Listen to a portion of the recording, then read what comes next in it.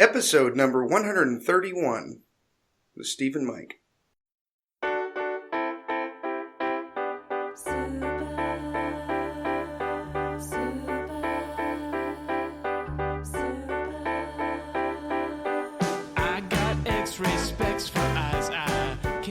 Welcome to the Heads Up Poker Podcast. This is Steve Barton, and thank you for tuning in. I'm here with Mikey. OG. How you doing, Steve? I'm doing good. How are you doing? Pretty good, having fun. I'm calling from Chattanooga, Tennessee, where my brother lives. Nice. Got my son, his 3 kids. Cool. They're still scurrying about, so there might be some background noise, Steve. Take a deep breath. I know this upsets you. Okay, I'm ready to proceed. You got bigger things to worry about, Steve. Let's be honest. I do. That sound quality on podcasts should not tilt you these days. It should take a close second, I guess. Yeah, I've had a busy month, but things are looking good. We're going to be able to come to an agreement. We're meeting with the mediator soon to sign and everything, and I can't go over any of the details, but I can, by the way, if people want to direct message me on Twitter. I got no problem sharing Steve's personal life. I'm privy to a lot of this information. You're quite privy. You know exactly what's going on. And I'll fill everyone in when I can, but at the moment I'm keeping my head up. I'm thinking positive, and there's going to be a good outcome for me and Alondra. So it's it kind of tight lip until the paperwork's done. Until the ink is dry, yes. And then we'll. We can really spit some truth here, man. No. Yes, but I want to thank you guys for all your emails, your texts. I've gotten phone calls, everything on Twitter. It really means a lot to me. I never realized the support network and the support system I had, just from everyone listening. And I want to say thank you. So it looks like we're going to get a chop, and I'm optimistic. But you're on vacation. What's it like in Tennessee? I just got here a couple days ago. It's just nice to get the cousins together, to get my son with my brother's kids, and my brother's doing sailing. My son's doing sailing camp this week with his cousin. Cool. Very cool. My brother belongs to a little yacht club that's right around the corner here. Very nice, lake with canoes and kayaks and everything, and they have little camps for the kids who want to learn some of this stuff. So sailing camp, and just enough wind to have sailing. Yeah, that's cool. I was at my parents' house in Maine for a few days before that. So even though I went busto this summer, Steve, amazingly I still have money here. Good. Well, you did cash the Maine. Yeah, that was a necessary ending to my summer there, Steve, for a medley of reasons. Yeah. Put a couple dollars in my pocket and psychologically leave town thinking that I'm a good poker player. But good deal. It's all about the way you look at it, the right mindset, as Elliot would say. And you made $94.11, Steve. That's the most important aspect of it all. True. I went over 6 and bageled, and my only success came from you. So thank you, Mike. I appreciate that. A little bit of money in my PayPal account. We're ready to rock. Yeah, anyone following me on Twitter, I was my summer was, I don't know, I want to say I was like 5 for 57. I fired like 57 bullets and had, I just lost. Pretty much went busto. I was going to, I didn't have money for the main event, and Mark pretty much said, listen, you ain't leaving town. You can't show up at freaking Vegas and be firing like mad for 6 weeks and not play the main event. Yeah. So he kind of hustled on my behalf and got a few people to throw some money behind that. So I pretty much, I didn't pay for any of my main event entry because I was broke, and I had a very small piece of myself, but I made a little bit of money. Yeah. But anyways. You had a nice run, man. There was what, like how many thousands of people entered? It was like 7,000 something, and 600 something. So I survived, whatever, made it to the final 8% or something, I guess. I don't know. Yeah, it was a cool sweat for 3 days. That was a lot of fun. Yeah, people were getting excited with just those. Up and down and up and down, and then just like a massive chip leader, and then it was fun from this end too. If I could, I was pretty broke this summer for reasons already stated, but if I could have invested, I invested 1%, and if I could have done 10 or 20, 30%, I would have. I just felt like Steve. you were you get all in pre-flop with aces versus kings, and the king seemed to hit like 4 out of 5 times. You know what I mean? I knew you were running good, or I knew you were playing good, and I liked how I played. Yeah. Yeah, it was. It's funny. My one buddy from college, he doesn't really know anything about poker, and he never chimes in on Twitter, but he follows. He's like, dude, that was like emotionally exhausting for the week.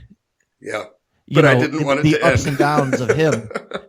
Just watching the chips bouncing around and knowing how big it was and how much money he's on. He's like, I was emotionally drenched by it. Find it wrenched by it, I should say. And so, yeah, for me, it's the same way. But yeah, I don't really know what to say. I got a lot of chips. I had a nice little rush at the end of day one, so I bagged a lot of chips. Yeah. And then day two started off really good. And then all of a sudden it went to shit, and I was lucky just to survive day two. I had to play really good on a really tough table just to survive day two. And day three was kind of just a struggle all day long, and then I had the beautiful rush at the end, kings back to back. Yeah, and you were down to what, I think like 14 bigs, or maybe even less than that, 9? I can't remember. I think I was all the way down. I was under 50K at one point on day three, under the starting stack. That much I remember. I think it was down to 42K. And bagged 411K, which was, above the chip average again. And I was like, oh, I'm ready for a deep run. Yeah. And that was my high point. I lost the first couple pots of day 4, and then managed to survive, half the day and survive another 300 or 400 people for a little couple pay jumps. But that was about it. Yeah, you just snaked into that last pay jump. That was cool. Yeah, I mean, obviously, the only problem with this run is this will make me want to go to Vegas again next year, Steve. That's about it. Well, that's a high-quality problem, and one that we want you to have. So I'll see you there. Well, hopefully. Yeah, my last, what was I going to say? I mean, we've had the same conversation all the time. It's like, Steve, I got to just look at this as a job, come up with a good hourly wage, all that kind of stuff. So especially this summer where, I got a lot of investors and raised money. I thought I really did it right. Yeah. But even doing that with people giving me a lot of money, I still didn't have a lot of money. I still didn't have the bankroll for this summer.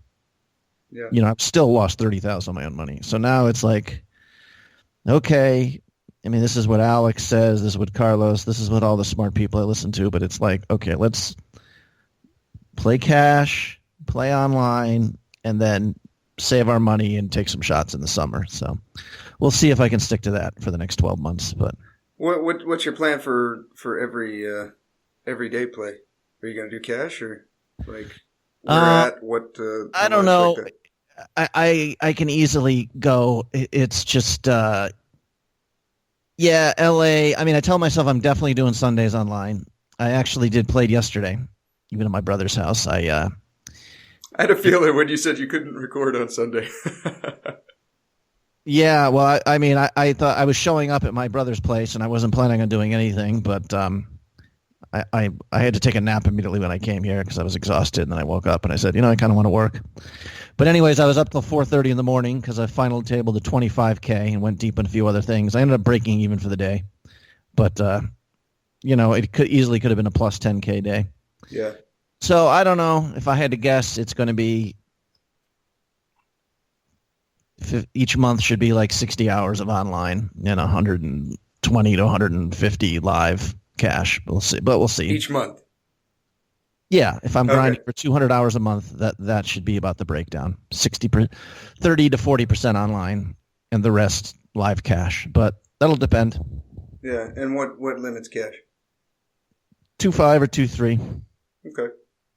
I don't know, Steve. That's about it. I'm really Yeah, I wanted to talk about some of the exciting things you're talking about, which you're going to be doing here in the future, here after you sell a house and all this other stuff. But I guess we got to hold off. That's got to be next week. We got a teaser for that. We do have a teaser. We have to hope this goes well with the mediator. I'm so cynical about everything, Steve. I'm like, wait, well, no negative vibes, Mike. No negative vibes. I'm like, Steve, there could be an earthquake right in front of the office 6 minutes before you walk in there. I mean, let's not get ahead of ourselves. Don't count your chickens yet. I wanted to ask you something, but I'm afraid this might be an early sign of alcoholism. I cracked a beer here, Firestone, if anyone's on the West Coast and they like IPAs, Luponic Distortion, I would highly recommend.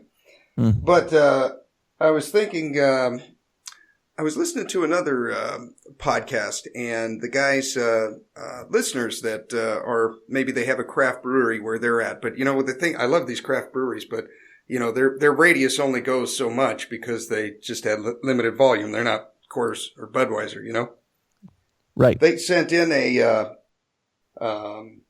beer, and then I tried on the podcast, but I'm afraid that this might be an early sign of drinking too much.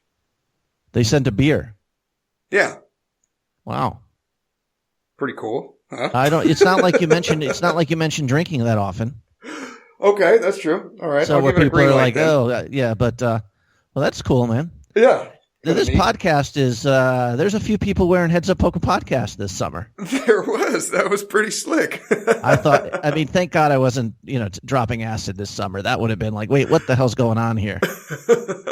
It was cool. Got sent out another hat 2 or 3 days ago and to Dale. So he got it. And thank you, guys. Thank you for the support. Thank you for the beer. And if you want to send another one from your local brewery, I will accept and have it on the podcast. So, I was going to quickly say about this summer, what made it tolerable is just I met some good guys. You got to meet them too. Yeah. Alex's little San Fran crew. Mm-hmm. So that made it, amazingly when my life was going to shit there, losing every dollar. But somehow we had a cool house with a nice pool and some cool guys to hang out with. So that kind of made it all tolerable. Yeah, the TPE house from last year, it was awesome. The guys were just really cool. Mike, man, he is super smart with tournaments. I got to have him on the podcast. I've got his phone number. We got to bring him on. We talked that one night for the night before his bounty tournament for probably, an hour and a half or 2 hours on bounties. That was really cool. Have you seen the new progressive knockout bounty series on TPE? No. Really good. Really good. Super, super cool. It's Danny N13. Who does the? No, it's a new instructor. This is his first series with TPE, and I'll bring up his name right here, right now. And super good. He goes through the math that I was talking about. Colin Moshman. And now it's a little bit different because these are progressive knockouts, so it's not a set value each time. But he talks a little bit about what. That's interesting. I think he might have been the very first poker book I ever read. Might have been written by this guy. Really? Maybe we can get him on. I think he wrote a book about sit and goes and talking about ICM and chip value and stuff. And it was like an eye opener because I had never heard any of that stuff. Super smart. Yeah. This is an $11 turbo. And so he says each, I think the starting stack was 10,000. So he said, each stack is basically worth an extra 5,000 chips in the pot. And but as a progressive one goes up, you can see the dollar amount there. So you kind of have to do some quick math in your head. In a regular bounty tournament, it would just be 5K throughout. Mike and I, go ahead. I was going to say this is a big get by Mark and KB. If it's who I'm thinking of, that's definitely going to be driving some new people to that site because he's you got to listen to him. I'm sure that it's the same guy because this guy is extremely intelligent. You can just tell by the way he talks, and great series. So check out TPE. If you join, use the codes HUP month, HUP quarter, HUP year. Score yourself a discount, and check them out. TournamentPokerEdge.com.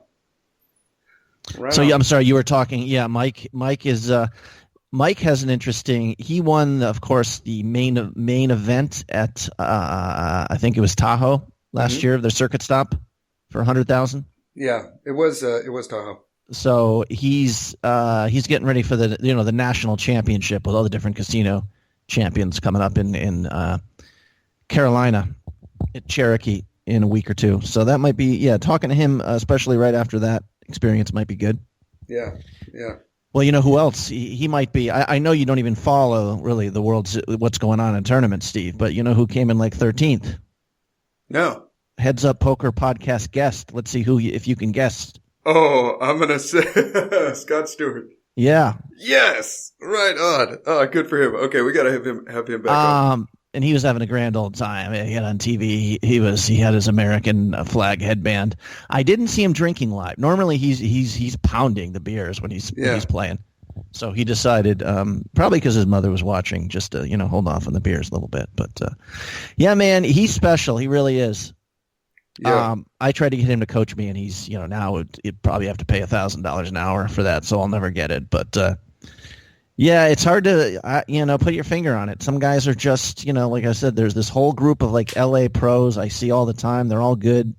Probably they're all at my level kind of thing. But then there's those few guys that just seem to be a little bit better, and they're always going a little deeper and making what I mean. So it's that extra whatever it is, being a B plus A minus player is just not enough to make it in this game. You got to be an A player, and Scott is he's that. So hopefully he's not too much Mr. Big Time. You can get him on there, Steve. You're very persuasive. Oh, we'll have him back on. Maybe he'll be our next guest. That would be cool. And did you see Merv's tweet? I saw Merv. I got to hang out with him, by the way, in Vegas. Yeah, I was trying to think of the different Vegas experiences. Went out to eat with Merv a few times. Merv and I went to a strip club with Mark. It was fun. But he's a real fanboy, man. Yeah, he went to he was there on the rail and got his pictures taken with all the poker stars, and it's good. He went to an after party with the main event winner, with Scott Blum. Steve, Merv eating pizza with me was the highlight of his summer. Let's put this in perspective here. You're right. I'm a fucking true poker star, not some guy who got lucky one tournament. Oh, that's awesome. I'm trying to think what else was. I don't really want to get into my dating experience either, but it was. I told you, like, a couple of these guys were like really, like Ryan, especially one of the guys we live with, was like a fucking machine with all that dating shit. That guy was impressive. The dating game has completely changed. Right. It's all Tinder and Plenty of Fish and Bumble and all these dating sites where you literally can look at 100 women, pictures of 100 women in probably a few minutes. And if you're attracted to them, you swipe to the right. If you're not, you swipe to the left. They do the same thing. If you both swipe right, then now this email chain is established. Probably don't have to explain this to the people listening to this, Steve. Everybody knows how this works. You just figured it out like 19 minutes ago, unfortunately. That's true. Ryan filled me in pretty quick. It's pretty amazing. Yeah, Ryan was just pulling in mad chicks, and even Alex had women coming over. So I finally let's get off my ass here. And I actually met a woman online, and she flew into Vegas to see me, and it was a disaster, of course, because only because I was involved. But did she only have pictures from the chest up? She had pictures from about 1994, I think. Oh, okay. Yes. I should say I don't want to. The old bait and switch routine. But as we move forward here, Steve, I know you're back in the game here, and I'm yoga pants with knee-high socks and the 80s hairdo give it away, or when you saw her, you knew? Yeah, no, I mean, I don't know. It was just the whole experience was, you should not be, when you invite someone to come visit you, you got to spend a lot of time with them, obviously. It's not like one date where you go out for a glass of wine. You don't have to, if it doesn't work out. So, anyways, I was just, as we move forward here, Steve, you're going to be back in the dating thing. I'll be curious to hear your stories, and hopefully, we can spit out some stories and come up with some mutual advice here to.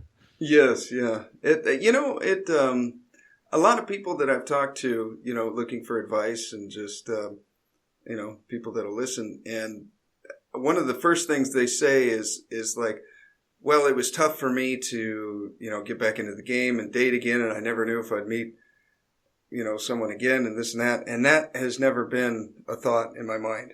Like it's just never come up, So I think having the background that I have is will help me get back on my feet pretty quick. Sure. So that that hasn't been a worry for me at all, which I guess is nice. But right on. Well, I'm glad you're doing well and everything. And I was right there along with you with the main event and everything. That was a lot of fun. It was a lot of fun. And it was fun sweating you when I was down on vacation and, all the other tournaments you're playing. I even, I got my buddy who knows nothing about poker to buy some action. That was pretty cool. So good sweat. Good sweat. Yeah, it's fun. Like I said, it's, and I think I might finally be over the whole, I don't like losing other people's money stuff. Like next summer, that's not going to bother me. Like I honestly think that was a problem this year. Yeah. I got off to a bad start, and I'm not just losing my money. I'm losing other people's money, and just I was running really bad this summer. I mean, if people follow me on Twitter, there was just like a lot of. The funny thing is, I went out there, I think, pretty well prepared. Again, this summer, not really much drinking, certainly not drunkenness, no strip clubs, just Yeah, really you never went to the strip club with us, and I'm trying to remember how many beers I saw you drink in like 6 or 7 days, and it couldn't have been more than 2. So I was, but the funny thing is, I've told this tells you just how there's only so much, I'm capable of doing to prepare for poker. But like that first day at the Venetian, I got in, I forget what my first tournament, it was like a 200K, probably $500 buy-in or something.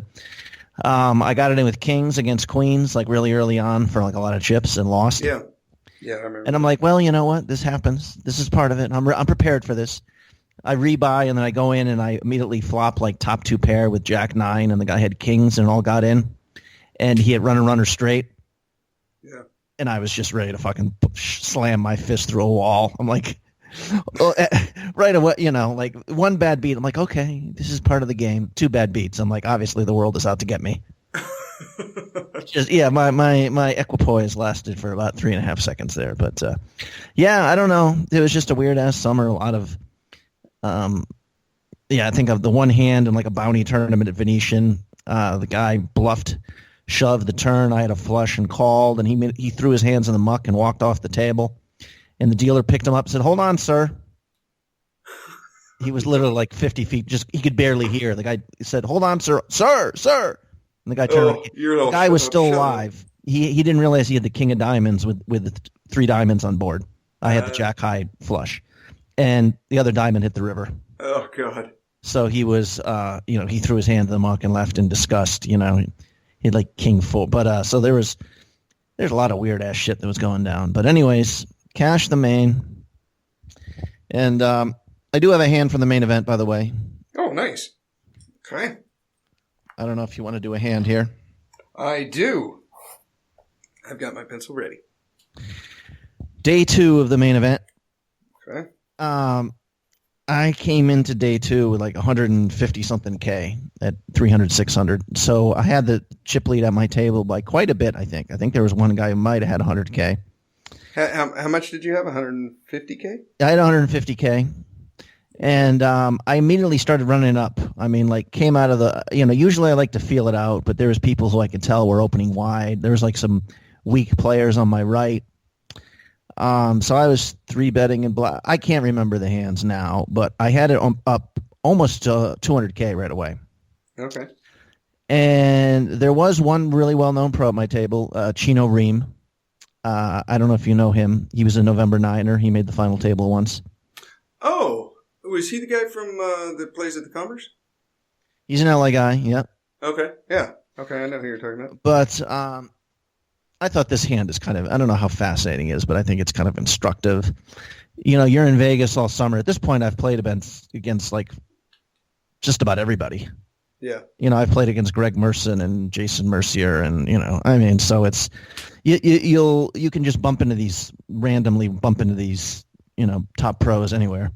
Yeah. I think it was last summer. I don't know if I played with like Joseph Chung like 4 of the first 5 tournaments I played in. Just randomly. Okay. Yeah. But anyways, I think the fact that this is a well-known pro has something to do with maybe how I played this hand. So I think maybe it'll be interesting to analyze this. I am in the big blind. I think I was in the 4 seat, the 4 or the 5 seat. I can't remember.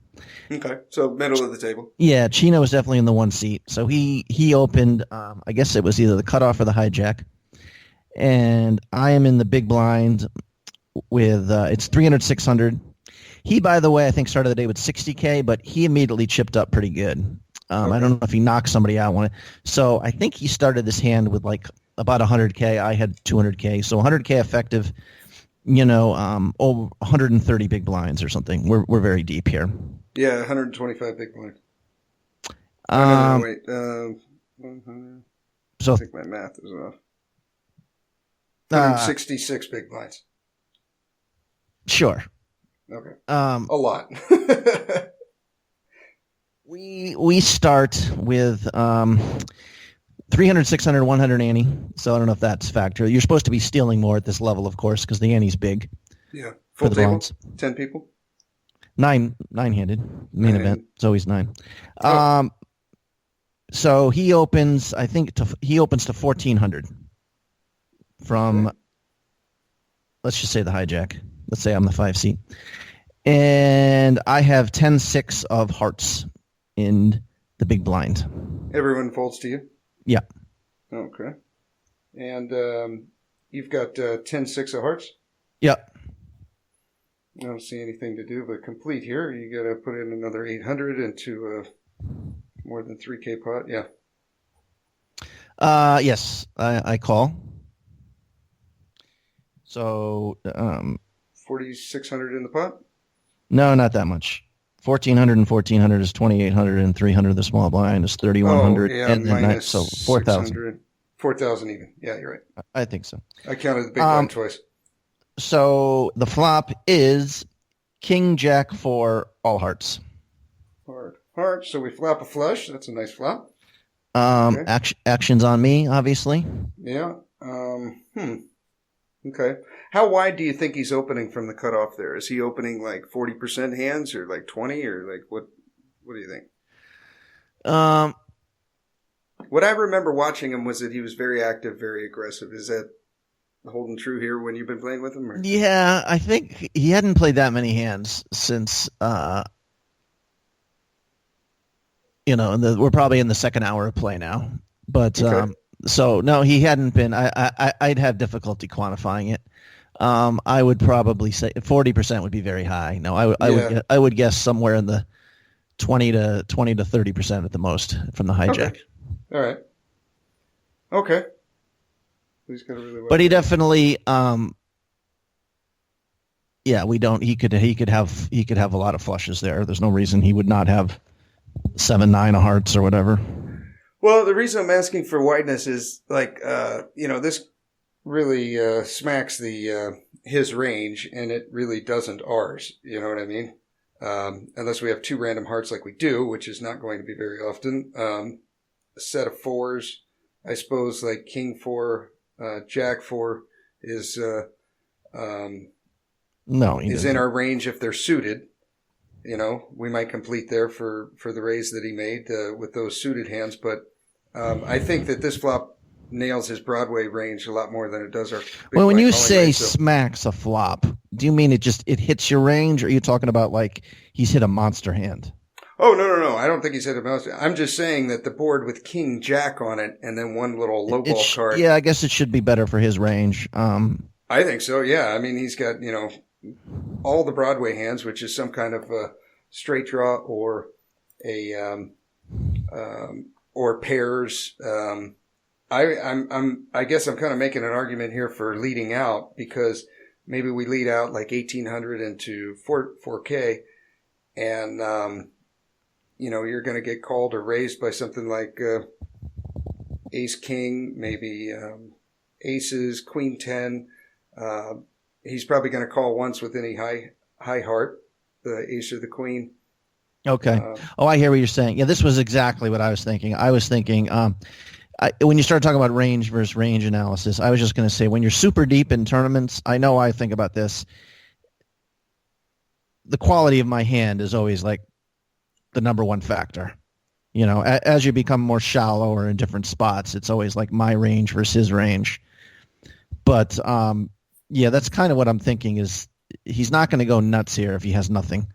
If he's got two black fives or something. Let's just hope he has a piece of this, and he does a lot. He's got a big heart, or he's got a king, or he's got a jack. Yeah, or he's got something like ace queen or ace 10 or queen 10, or you know what I mean. So yeah, we were thinking along the same lines. Although I was thinking even lead out big. Ooh, I kind of like that for value / protection. You know, it looks if you lead out big, I mean, you gotta does the villain like you're making the pot bigger potentially for if he wants to get sticky with his king, you're going to get paid off more. Yeah. Plus you're charging him more if he's got the ace or the queen of hearts. Yeah, I like that a lot. Yeah. So what are you thinking? Like, I was actually thinking like 35 to 4K. When you mentioned that, what were you thinking? Like big was like 25, or what's your thoughts? Well, I bet 3K is what I bet. Okay, so that's pretty big. Yeah, it's almost pot, 3/4 pot. I don't even know if I counted it out. I think I was thinking I was putting a pot size bet out there without factoring in all the antes and everything. I think, but so I made it 3K. Okay, and he calls. And how'd he call? I mean, he took like 15 or 20 seconds and studied me a little bit, although I sensed that he was calling. Okay. You know what I mean? I thought he was not. I did not get a fold vibe from him. Okay. Wait, did it look like he was just kind of contemplating I don't think raise, you're not going to get a read off him there. I mean, I think he's probably pretty balanced, and he's someone who's not going to call or raise. He might fold right away in spots, but he's probably never calling or raising like, under 15 seconds. He's always going to take some time. Okay. So he calls. There's now 10K in the pot, right? Okay. So we can eliminate all the probably pocket 10s and below as far as pairs. Unless it's, I don't know. Unless it's fours. But does two red nines continue to see what I do on the turn? Probably not. I don't think so. Like I say, when you were talking about range and smack, I think at this point he's chipped up. We're both deep. If he proceeds in the hand, it's not going to be to bluff me later. It's because he has a value hand. Yeah. So pretty much he thinks he has me beat. He thinks he has me beat. Oh, good. I was going to say he thinks he has me beat because I could be bluffing a lot, or because he's got a strong hand. Okay. Yeah. So good cards on the turn are anything that no king, no jack, no four, no heart.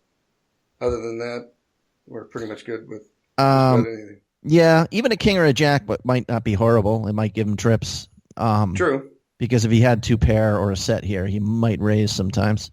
I don't know. Hard to say. Turn is a 9 of clubs. 10K in the pot. You don't want to check here and give him a free draw if he's got like the ace 10 with the ace of hearts. You don't... yeah, I like another bet. Yeah, I mean, checking is... his hand probably hasn't changed unless he's had queen 10. In which case he's going to call anyways. He's either still got two pair or a good one pair with a heart. Well, if our read was correct, we thought he was only calling with value on the flop. He's not calling to bluff the turn. So there's no point in checking here, I don't think, because it's not. He's checking. He's probably checking back ace king here a lot. I think so. And he might also. Value from it. Yeah, he's probably calling with his ace king here. Let's say 80% of the time, and if we check to him, he's only betting it maybe 20% of the time. I mean, I don't know. I'm just throwing the randomly numbers out, but I didn't really see the point of checking here. Yeah. Okay. I bet big again, real big, 9,000 into the pot of 10,000. Okay. Well, I'm trying to think if he would float there with like 9s and 10s. How many times did you defended like the big blind before like donk led like that? Do you remember before playing this hand? Or My big blind defense is like 100% that I know.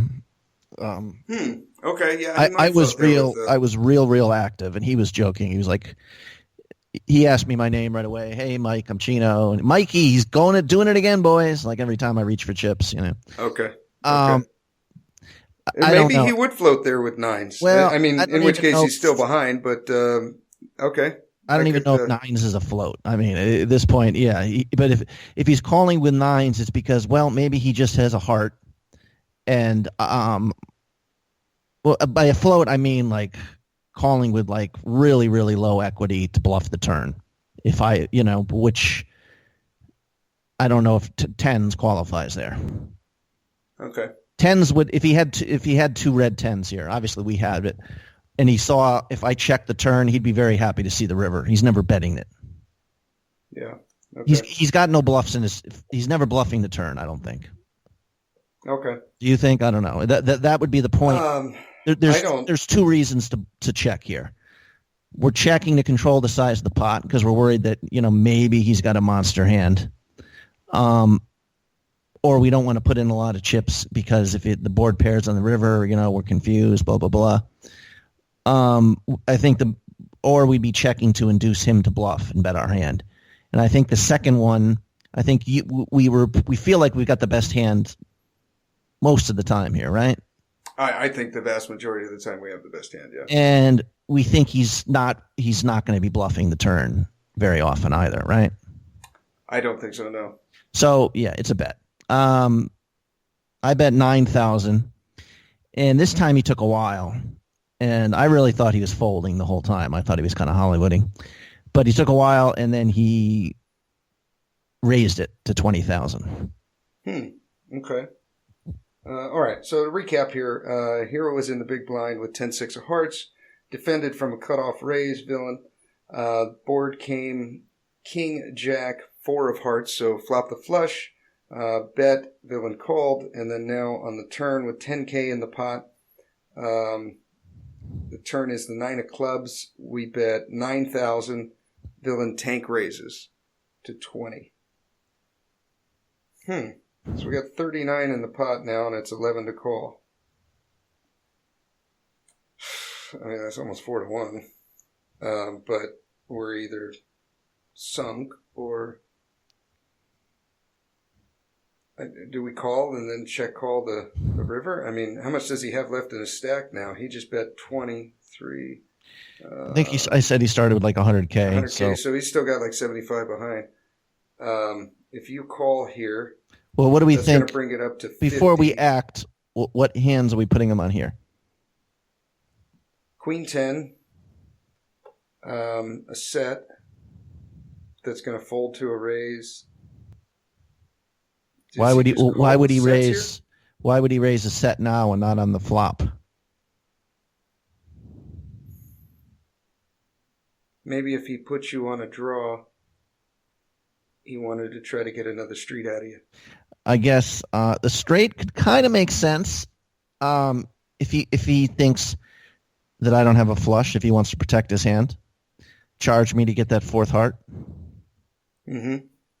I don't think, especially when I bet big that way, I mean, I'm repping a flush. You know what I mean? Yeah, I think you're really polarized at that range. You've either got a flush or you're bluffing. So when he raises, in my mind, he either has a flush or he has just the ace of hearts, possibly with a king or whatever. I mean, the other card almost doesn't matter. Could if it's ace queen or ace 10. Give him a gut shot too, if you don't have the flush yet. Right. Well, he would like that. Yeah. I mean, he would like that hand better than ace 5 of hearts. Ace 7 or something. Yeah. Yeah. But against what I'm repping, he still does. He raise there with just the ace of hearts, I guess was the question here. Does he have bluffs in his range or semi bluffs? I think so. As active as you've been painting the picture that you've been playing. I think so. I think he could do that.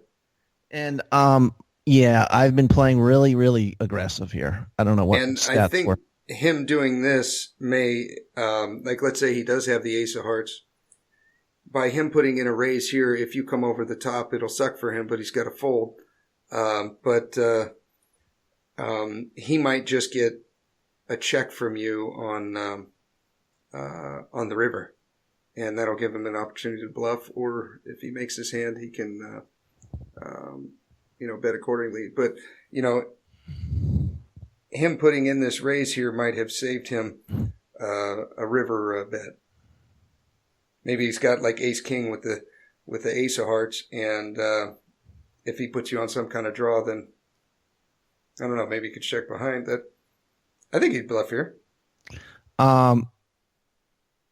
Right, but ace king wouldn't really be bluffing. Why would he raise here? Why not just call? Good point. What is he raising for value? He's only raising for value here with a flush. I'm repping a flush. He can't raise with a set here. I mean, he can. I mean, I'm not. I don't know. I was kind of, I was confused. I called. Folding is not a. What do you think about his sizing too? That kind of looks like he's trying to keep me in the hand a little bit, right? I mean, you talked about how. Yeah, it does. I mean, I don't know. Maybe he can. Maybe he raises here with a set, and then he.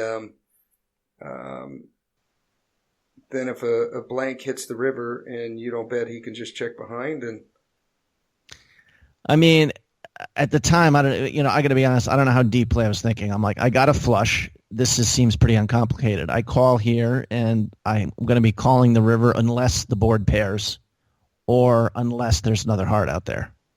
Yeah. I don't know if this is kind of lazy thinking on my part. Afterwards, I'm like. Oh, don't give it away. Don't give it away. Yeah. Keep the teaser there. I couldn't fold here. No, I don't think folding is. Well, I mean, folding's an option, but like I said, I do think. And a few minutes later, he did try to bluff me, and I called him down with like second or third pair. I'm like, you're really going to bluff the station? That's always a joke I'm making. You're going to bluff the calling station? And afterwards, me and we were talking. He's like, well, you got to bluff sometimes, man. You just have to do it if you want to get paid off. And I'm like, preaching to the choir here, brother. Sometimes you're bluffing the person who you just should never bluff, but you convince yourself that, you got to have some bluffs in the range. This is the spot, yeah. I do think he's bluffing there with just the ace of hearts sometimes. I think so, too. For sure. Yeah. Maybe he just bets any river at that point. I mean, if you really want to go to other high-level stuff, it's like, well, he's bluffing. He could be bluffing just any piece of crap, repping that he's bluffing the ace of hearts or something. So when the fourth heart hits the river, if I don't lead out, he can take it now. Even if I got flush, it's not the top flush. I don't know. I mean, rather than twisting our head in knots here, maybe call. Even a paired board. Yeah. So I call. Okay. We got a big pot here. We got 50K. 50K in the pot. Hero 10 of hearts, 6 of hearts. Board is king of hearts, jack of hearts, 4 of hearts. Turn is the 9 of clubs. And there is 50K. This is at 300, 600. So we've got over 80 big blinds in this pot already. Yeah. So what did you think about what I just said here? Is this do we have to call any non-heart river? Or do we need to we need to look at how he does it and his bet sizing and stuff? I mean, what is your mentality here when you call on the turn, you think? Well, I'm going to watch him when the river hits, and against him, you're probably not going to get anything. But, yeah, if it pairs the board or a heart comes, I'm going to be watching it very closely. And if he, depending on how he bets, how long he takes, if he says anything, if you can get him talking, then decide then. But any card that's not a heart or pairs the board, I don't see how I could fold this. Okay. You're just too active, you know what I mean? Like yeah. Yeah, I seem that I'm, yeah. Of course, if I'm too active, that's also a strong case. I mean, I just bet like pot on the turn. If I'm out of control here, why not just bluff catch with your second pair, your ace jack off. You know what I mean? Queens or whatever. Yeah. That's not necessary against a guy who's doing that. You're not necessarily looking for opportunities to bluff him. Yeah. You're looking for opportunities just to get paid. Yeah. But it depends, how he reads me as a player. But the river is about as good as it can get, I guess, for what we perceive our hand strength to be here. It's a 3 clubs or something. Deuce of spades. And are you ever betting here? I'm I was thinking about this on the turn, and I was thinking if this would be like a river min bet, but throw out 600.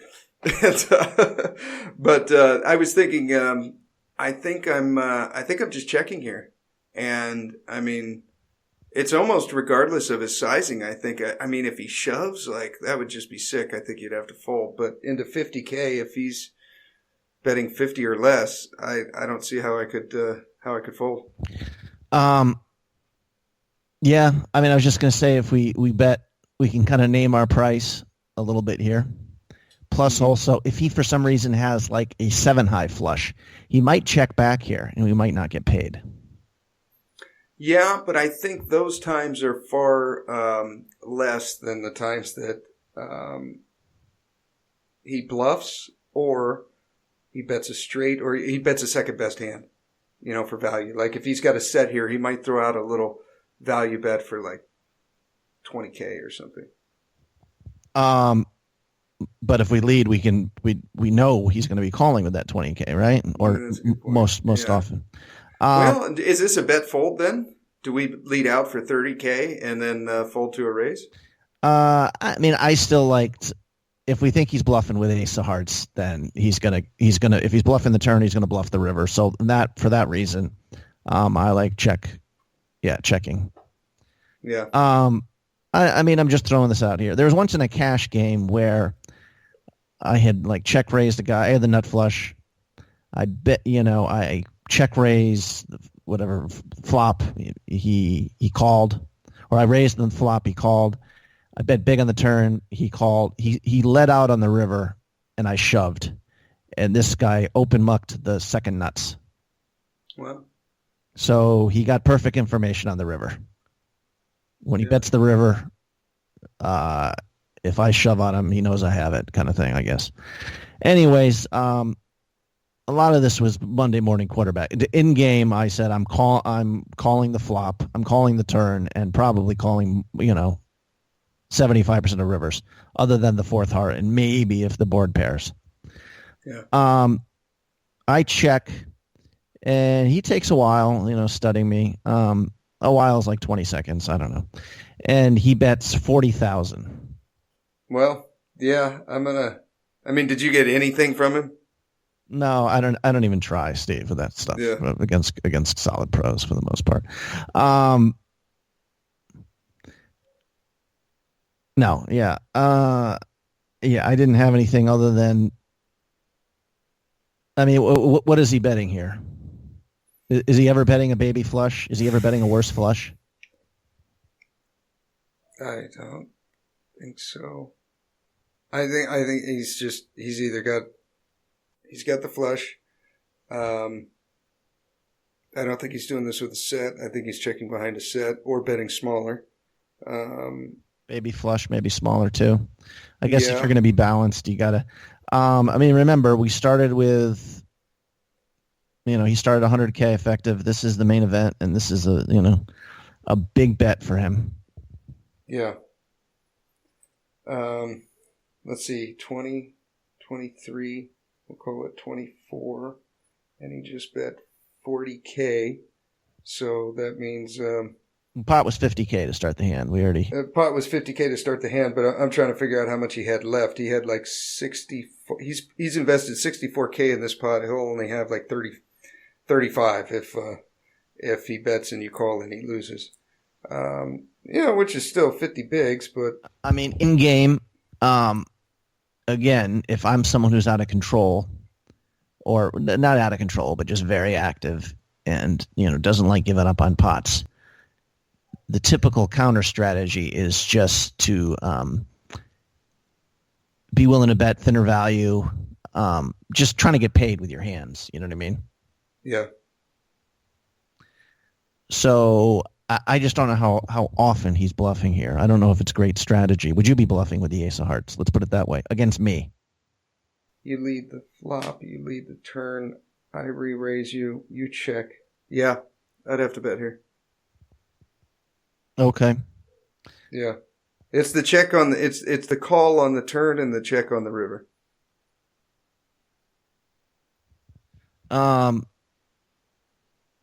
Okay. So you're trying, but what are you trying to get me to fold? You're trying to get me to fold exactly what I have? Yes. The hamsters are running in opposite directions on the wheel right now. You're trying to get a guy who has 200K in chips, who has been kind of running the table over to fold a flush. That sets. You could get me to fold a set here, for sure. I think so. If you're thinking, I think so. Yeah. If you're thinking of folding a flush here, yeah. I think he is bluffing sometimes with the ace of hearts. I don't think he'd be targeting a flush for sure. I think he'd be trying to get me to fold a set or two pair at this point. Or straight. Yeah. Yeah, possibly. Anyways, I took a while. I still act too quickly. I wish I took a little more time. For me, it was a pretty deep tank, which is probably like still under a minute, I've never had the clock called on me in the tournament, Steve, which is kind of, doesn't it sound like a mistake? At least once I should have been thinking so deeply, but I think it is. I have gone deep in the tank before, like for a couple minutes, but it's so obvious I'm actually thinking. Yeah, you know what I mean. I've Unlike never some had of these the clock people called on me either, and I think it's because normally I'm never the guy that takes his time folding when he knows he's going to fold. Like when the action gets to me, if I got 10-3 offsuit, there's just no decision and I just throw it in. I'm never one of those guys. So I think when I tank, probably like you, it's so obvious that I'm really put to a decision and nobody gives me shit for it because I've never held up the game before then. Right. In like a bad way. Sure. I end up calling. And I would have too, for what it's worth. And he has the ace queen of hearts. He has the stone cold nuts. Flopped it. Yeah. I only brought up the fact that I think it was one of those things where, he's a top poker pro and he's been on TV and he's had a couple $1 million scores and he must be. I think I could have folded this hand to anyone else at the table. I would have, in fact. Interesting. And this is the one guy I didn't want to. I don't think it was an ego thing as much as, well, he's balanced here. He's going to have, like when you started talking about range versus range. I think when you're so deep in like the main event, you're playing your hand and trying to get what your opponent's hand is, and not like, well, my range is stronger here, so I can go through. You know what I mean? I don't know. But I convinced myself that he was one guy who would try to steal it from me on the river. He may have been just this time he had it. That's true. 40K is a big bet. Well, the only reason I say how this fucking guy played like 6 hands over the next 8 hours. Okay. And ended up bagging like 400K, like third in the tournament.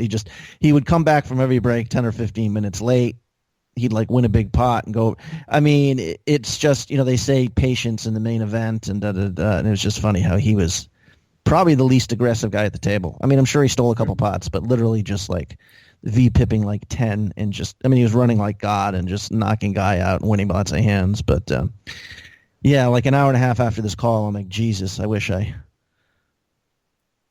this hand happened later. It would have been easy to hold for me. Well, you know what? I wonder if his raising range from the cutoff, if he's that tight, if it even included a lot of the offsuit aces. I think it includes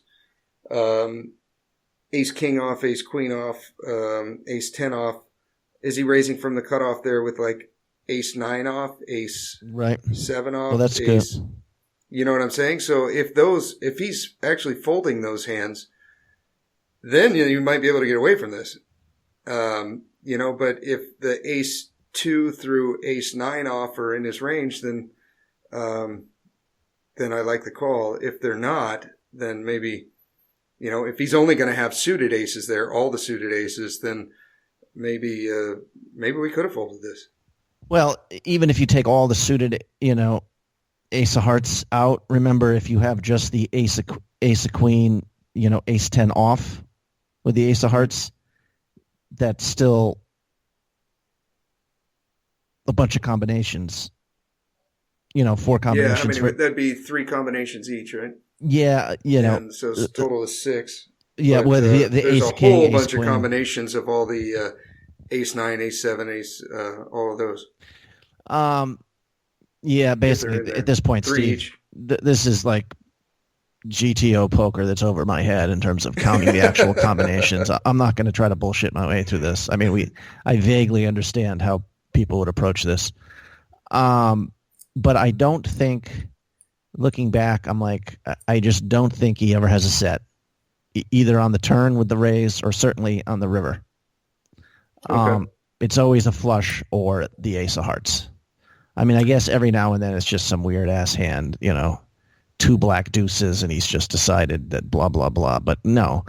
And afterwards, I'm like, this is just, he just wanted to get called every time. It was just the, but that might be me, like you said, me being results oriented. I could have picked off a bluff where he had just the ace of hearts. Yeah. But I don't think on the opponent, even though maybe if you've only played an hour with me, I mean, certainly everyone at Ocean's 11 knows this, is just, if you have a hand, bet big, because I don't like to fold. Do not try to bluff me. Yeah. He's a smart guy. He's played a lot of poker. He probably had that read on me pretty quick. Yeah. You know what I mean? Yeah. So I don't remember any other lot of specific hands we played. I played before this. If I called anyone down with third pair kind of thing, I don't think so. Mostly I was just like pre-flop aggression, check raising flops and taking pots down and kind of thing. I don't know, Steve, but this sucked the wind out of me. That was a big pot there, man. I mean, that's 130K in that pot. And it sucks that you flop the flush and still lose, Right. You had the safest run out, and you were just behind the whole way. Yeah, you just can't. And, like we said, we both like the big lead on the flop, but, that pot became big real fast when you do that. True. I think it's a fold on the river. I think it is. I think I should have found a fold. But anyways, that kind of sucked the wind out. Immediately after that, I immediately got doubled up a couple of shorties, lost, pocket 10s to ace jack and then ace king at 9s or something. And then it was kind of under chip average for pretty much most of day 2 and then almost all of day 3 till the end. So I had to really, this hand kind of was a real game changer and it put me into real kind of had to battle to stay alive. Yeah. But you made the day, and then you went through day 3 and into day 4. Yeah, for sure. But that's one of the hands this summer I wish I could have back. But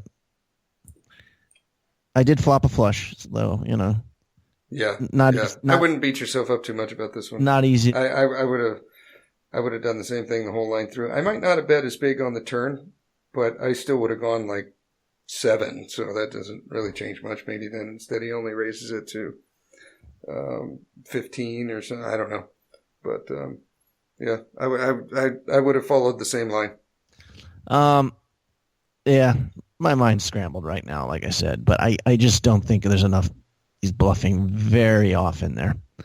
I think even with just the ace of hearts, he's just, because I bet so big, and like you said, I do have a lot of flushes in my range.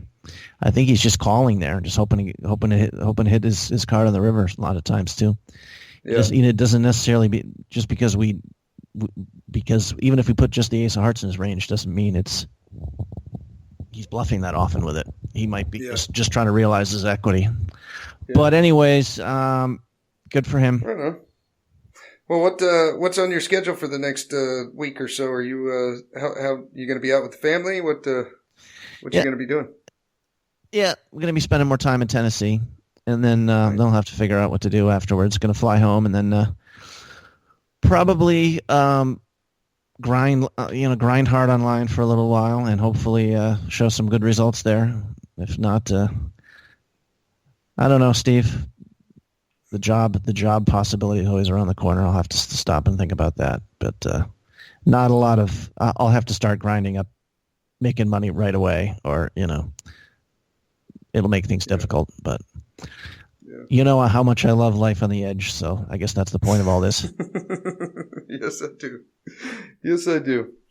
Right on, Mikey. Well, thanks for coming on in. It's good to talk to you and talk shop and kind of get my mind off of things for a little bit. And thank you guys for tuning in. You can get your Elliot Roe free MP3, your mindset booster. Listen to it before you play. It's a little meditation tape. It'll get you in the right mindset. When you get one of his MP3s, use the code HUPOKER. Score yourself a discount. Kick some back to your favorite podcast. And thank you for tuning in. Here is your weekly motivational speech. As Joseph Campbell said, we're so engaged in doing things to achieve purposes of outer value that we forget the inner value. The rapture that is associated with being alive is what it's all about. That, my friends, is the name of the game. You've got to figure out what it is that actually makes you feel alive. And if you understand that the game that you're playing is actually a game of brain chemistry and that nothing else matters, there's no objective truth, there's no one path to glory, there's no one life for you to live. There's only the subjective truth, the thing inside you, that gut instinct, that voice that whispers to you. You've got to learn to trust that. You've got to learn to trust it by building it up. You've got to learn to trust it by taking actions and gut checking yourself and asking, is that me? Is that who I want to be? Or is that somebody else, cultural voice, my parents, my lover, whatever, trying to speak through me? And as Harley Davidson said, when writing the story of your life, don't let anyone else hold the pen. So right now, ask yourself, who's writing your story? Is it you? Are you really listening to the voice in your head? Are you looking at and living by the things that give you the chills? Or are you trying to live a life that somebody else wants for you? And remember, when you think about that question, what William James said, act as if what you do matters, because it does.